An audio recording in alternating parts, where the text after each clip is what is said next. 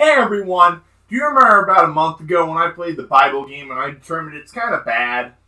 Yeah, well, I went to the doctor and he said because I played that game, I've developed bad game-itis and that I'll die from it in 3 days.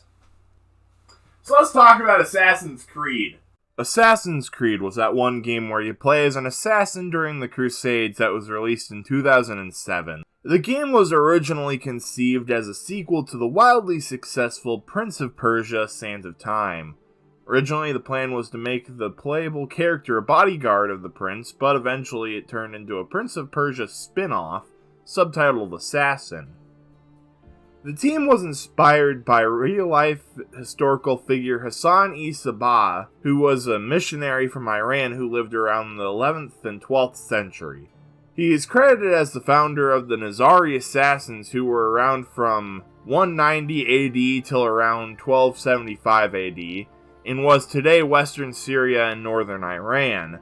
They mainly occupied 2 forts in those locations, being Alamut Castle in Iran, that was destroyed by the Mongols in the 13th century, and Mosyav Castle in Syria, which is a pretty cool place because it's still around today, and it's also the main HQ type area of this game.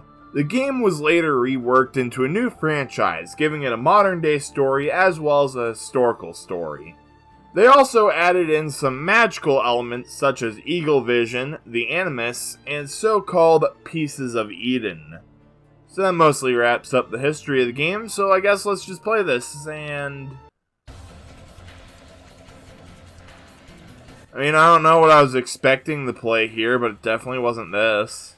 So for this portion of the video, I was originally going to do a deep dive into the gameplay of Assassin's Creed 1, but then I realized I'm not good at describing gameplay, so you know what, we're just going to do a list of things I like and dislike about the game. So let's just get started. The weapons are fun and satisfying. There's 5 different locations in the game, which is pretty impressive for 2007. You get a sheath for your sword. When the game throws way too many enemies at you, the hidden blade is mostly useless outside of stealth. Getting info for a target is long and tedious. Altair is deathly allergic to water. The beggar's asking for money when there's no economy in the game. The kingdom section of the map is barely used. And, finally, one we've been waiting for. This guy who keeps pushing me, I hate him with every fiber of my being. So moving on from the like and dislike list about the game, let's talk about the main redeeming quality of this game. Its story. And by the way, I'm completely simplifying this, so if you want to get the whole story, I'd recommend just playing the game. So once we start a new game, we are instantly greeted with what I imagine to be a historically accurate drug trip. If humans can survive a migraine, we can surely figure out what the heck this is supposed to mean. But before we can, we are brought into the modern day, which takes place in 2012, where we are introduced to Desmond Miles, Warren Vidic, and Lucy Stillman. They talk for a while, Vidic makes a few threats directed at Desmond, and then Desmond is put into a machine called the Animus that is supposed to let you relive the memories of your ancestors. What is a memory, Mr. Miles? It's the recollection of a past event. Specific to the individual remembering the event. Yeah, sure. What if I told you that the human body not only housed an individual's memory, but the memories of his ancestors as well? Genetic memory, if you will. Migration, hibernation, reproduction. How do animals know when and where to go? What to do? That's just animal instinct. Now you're arguing semantics, Mr. Miles.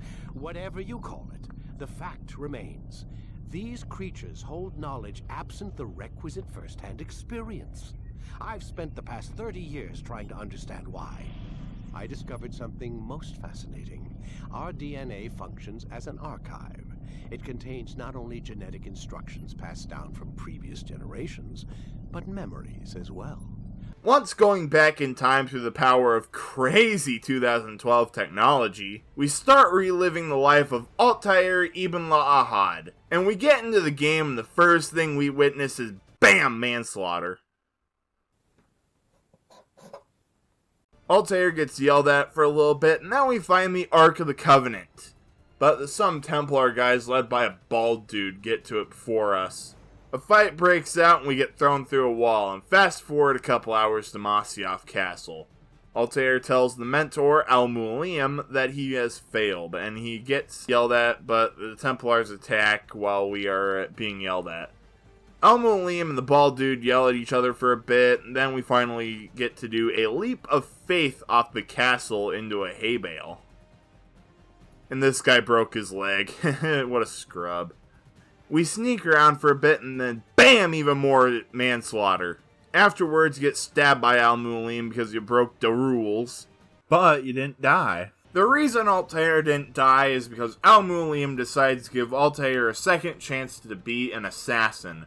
So he demotes him, gives him a sword and a hidden blade, and says he must kill 9 different Templars. First, we go to Damascus to hunt down this guy who was a black market trader. Then we go to Masyaf, report that we killed him, and then we get a new item and ability.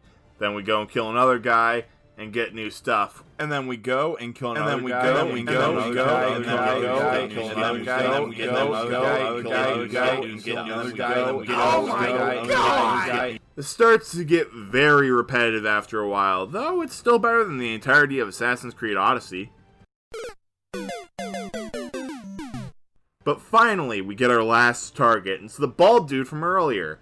So we go to Jerusalem, get all the info we need, and we kill him, but oh no, we've been tricked, fooled, bamboozled, because it isn't the bald dude, it's some random woman. The bald dude's trying to get help from the Crusaders to launch an attack on the assassins, but after Altair kills him, he reveals that the main bad guy all along was Al-Mualim.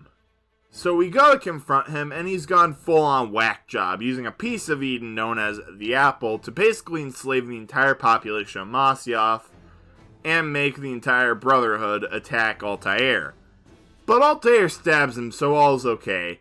But then we get a map projected from the Apple showing random spots on the globe. But before we know what that is, we get thrown back in the modern day, and Desmond can now use Eagle Vision for some reason, and sees a bunch of blood drawings on the wall, which is hopefully just directions to the nearest Wendy's, and BAM! Credits roll.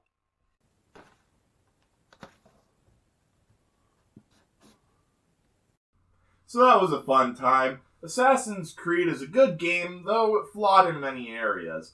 But it did lay the groundwork for the franchise going forward, so that's really always good. But, moving away from that, let's see how long it took me to beat this game. By my calculations, I should be dead by now.